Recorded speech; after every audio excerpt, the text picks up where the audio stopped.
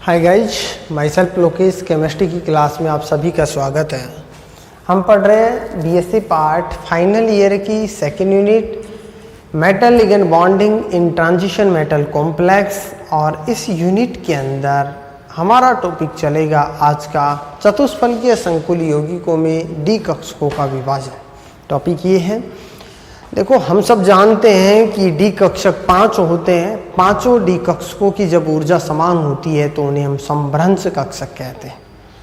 सामान्यतः जब ये जो कक्षक होते हैं या धातु के जो कक्षक होते हैं किसी लिगेंड के संपर्क में आते हैं तो उसके दौरान इन कक्षकों का विपाटन हो जाता है। जो विपाटन होता है वो दो भागों के अंदर पाया जाता है। ठीक है, चतुष्फलकीय यौगिकों के अंदर इनका जब विपाटन पाया जाता है तो हम सब जानते हैं चतुष्फलकीय संकुल यौगिकों में लिगेंड की संख्या 4 होती है।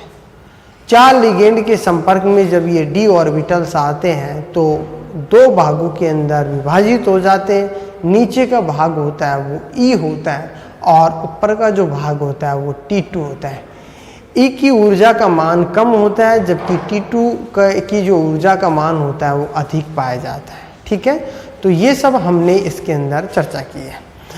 देखो ये जो हम यहाँ पर देखें इसके अंदर कि एक आपको एक घन जैसी संरचना दिख रही है।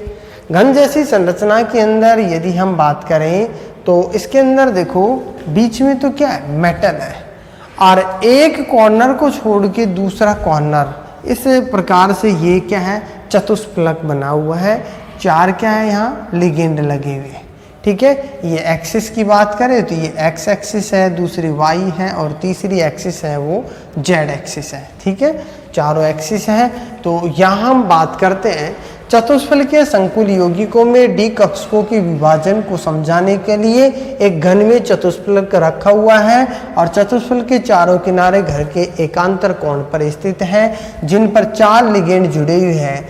ये जो 4 लिगेंड जुड़े हुए हैं और धातु आयन इसके केंद्र में स्थित है। ये सब हमने चर्चा की है। जैसे ये घन है, घन के केंद्र में क्या है, धातु आयन है। 4 जो लिगेंड हैं वो 4 कॉर्नर पर जुड़े हुए हैं। ठीक है, एक छोड़ के दूसरा, ठीक है, एक को छोड़ के एक। तो इनके कहाँ पर जुड़े हुए, 4 जो लिगेंड हैं जो इनके कॉर्नर पे जुड़े हुए हैं। ठीक है, नेक्स्ट देखो हम इसके अंदर आगे हम बात करें जब ये चारों जो लिगेंड होते हैं एक्स वाई वो जेड अक्षों से धातु की ओर आते हैं। ठीक है, तीनों अक्षों से कहाँ पर आते हैं, धातु की ओर आते हैं। तो उसके दौरान ये धातु के T2 कक्षकों की पालियां अक्षों के मध्य में होती है। तो इसलिए T2 कक्षकों के जो इलेक्ट्रॉन होते हैं और लिगेंड के जो दाता परमाणु होते हैं उनके मध्य क्या पाया जाता है, प्रतिकर्षण। लिगेंड और दाता परमाणुओं के मध्य क्या पाया जाएगा, प्रतिकर्षण पाया जाएगा।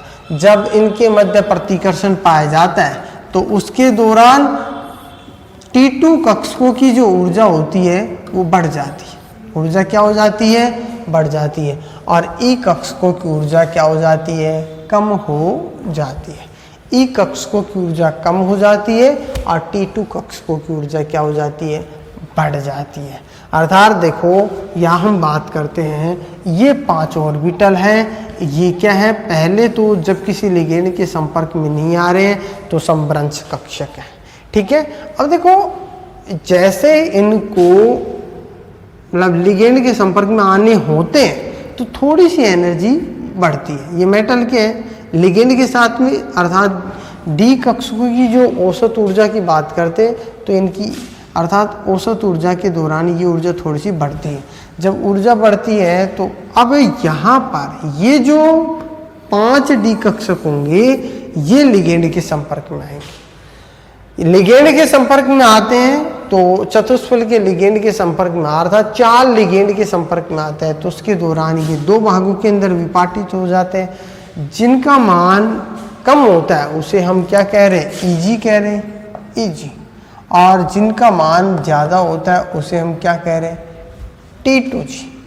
ठीक है, ये T2G ऑर्बिटल और ये Eg ऑर्बिटल। ठीक है, अब देखो ये जैसे ही दो भागों के अंदर विपाटित होते हैं, नीचे का जो भाग होता है वो Eg, ऊपर का भाग T2g, इसका जो मान होता है 0.6 डेल्टा टी होता है, इसका मान प्लस 0.4 डेल्टा टी होता है।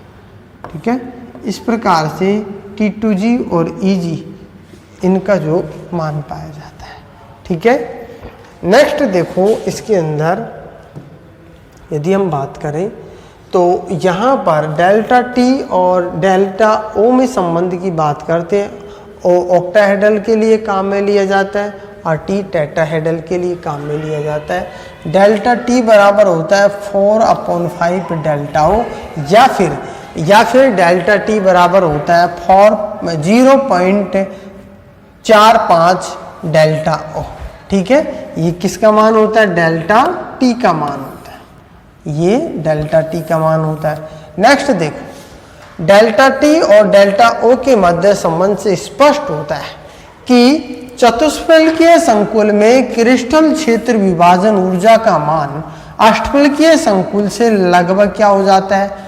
आधा होता है, क्योंकि अष्टफलकीय संकुल के अंदर जो डी ऑर्बिटल्स होते हैं 5 डी ऑर्बिटल्स 6 लिगेंड के संपर्क में आते हैं, जबकि चतुष्फलकीय संकुल यौगिकों के अंदर जो ये डी ऑर्बिटल्स होते हैं 5 जो डी ऑर्बिटल्स होते हैं 4 लिगेंड के संपर्क में आते हैं। इसलिए अष्टफलकीय संकुल यौगिकों के अंदर जो ये मान होता है वो दुगना पाया जाता है चतुष्फलकीय संकुल यौगिकों के।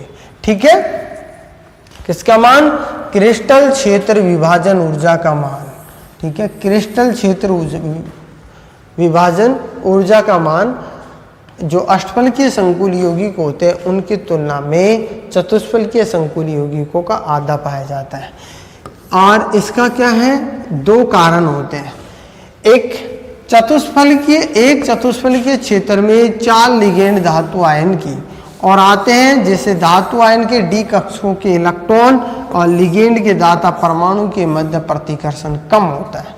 ठीक है, जैसे ही धातु आयन के जो कक्षक होते हैं या धातु आयन होती है उसके संपर्क में जैसे लिगेंड आते हैं तो लिगेंड आते हैं या फिर लिगेंड के अंदर उपस्थित जो इलेक्ट्रॉन होते हैं, ठीक, डी कक्षकों के इलेक्ट्रॉन्स होते हैं या फिर लिगेंड से के दाता परमाणु, इनके मध्य और डी कक्षकों के इलेक्ट्रॉन के मध्य प्रतिकर्षण क्या होता है? कम होता है, जिसके फलस्वरूप क्रिस्टल क्षेत्र विभाजन ऊर्जा का मान कम होता है।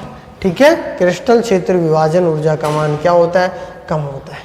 नेक्स्ट देखो, अष्टफलकीय क्षेत्र में यदि हम चर्चा करें तो देखो अष्टफलकीय क्षेत्र में धातु आयन की ओर कितने लिगेंड आते हैं? 6 लिगेंड आते हैं, जिससे अधिक प्रतिकर्षण होता है और अधिक प्रतिकर्षण होने से डेल्टा ओ का मान क्या हो जाता है? अधिक हो जाता है। ठीक है, अष्टफलकीय क्षेत्र में लिगेंड धातु आयन के Eg कक्षकों के एकदम सीध में होते हैं, जिससे Eg कक्षकों के इलेक्ट्रॉन और लिगेंड के मध्य प्रतिकर्षण अधिक होता है, जिसके फलस्वरूप डेल्टा ओ का मान अधिक होता है। चतुष्फलकीय क्षेत्र में कोई भी लिगेंड T2 व E कक्षकों के एकदम सीध में नहीं होता है, जिससे कम प्रतिकर्षण के कारण डेल्टा टी का मान क्या प्राप्त होता है? कम प्राप्त होता है। ठीक है, डेल्टा टी का मान क्या होता है? कम प्राप्त होता है। तो इसके बाद में हम क्वेश्चन की चर्चा करेंगे। तो ये हमने देखा है चतुष्फलकीय जो संकुल यौगिक होते हैं, इन चतुष्फलकीय संकुल यौगिकों में डी कक्षकों का जो विभाजन होता है वो किस प्रकार से होता है, इसकी हमने यहाँ पर चर्चा की है। नेक्स्ट हम एक क्वेश्चन सॉल्व करते हैं नेक्स्ट क्लास के अंदर। Thank you.